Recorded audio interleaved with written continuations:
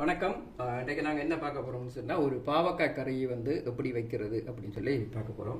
அதுக்கு ஒரு பெரிய பாவக்காய் எடுத்து இது மாதிரி கட் பண்ணி வச்சுக்கிறேன். இதை வந்து இந்த பொட்டில் போட்டுக்கலாம். தேவையான அளவுக்கு முதல்ல உப்பு போட்டுக்கொள்ளுவோம். ஒரு 1.5 டீஸ்பூன் அளவுக்கு உப்பு சேர்த்துக்கலுங்க.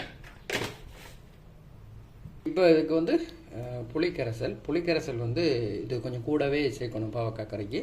அப்போ தான் அந்த கசப்பை வந்து இல்லாமல் செய்யும். அப்போ இது ஒரு பெரிய லெமன் அப்படின்னு சொல்லுவோமே, அந்த லெமன் சைஸுக்கு எடுத்து அதை வந்து நல்லா கரைச்சி வடித்து வச்சுக்கிறேன். அதை இதில் சேர்த்துருவோம். ஒரு 200-250 ml அளவுக்கு தண்ணி சேர்த்துக்கலுங்க.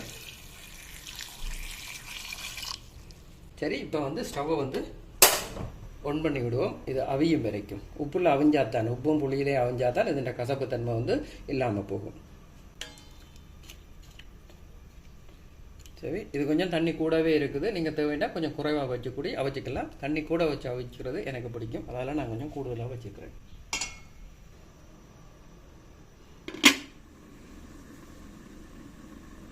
சரி, இப்போ பார்த்தீங்கன்னா எவ்வளோ அவிஞ்சிருக்கு அப்படின்னு சொல்லி உங்களுக்கு தெரியும். அரைக்கறி அவிக்கிறதுக்கெல்லாம் நிறைய நேரம் தேவைப்படாது. இப்போ அது கிட்டத்தட்ட ஃபுல்லாகவே அவிஞ்சிட்டுது. இந்த நிலையில் நாங்கள் என்ன செய்வோம், இதுக்கு தேவையான அளவுக்கு கறி பவுடர் சேர்த்துக்கொள்வோம் இதுக்குள்ளேயே. இது வந்து நாங்கள் வறுத்து பிரித்த பவுடர், அதால் இதுக்குள்ள நேரடியாகவே சேர்த்துக்கிடலாம். நீங்கள் வறுக்காத பவுடர் அப்படின்னு சொன்னால், நீங்கள் கடையில் வண்டி பாவிக்கிறீங்க அப்படின்னா அதை வந்து நீங்கள் எண்ணெயில் போட்டு கொஞ்சமாக வதக்கி போட்டு இதுலேயே சேர்த்துக்கிடலாம்.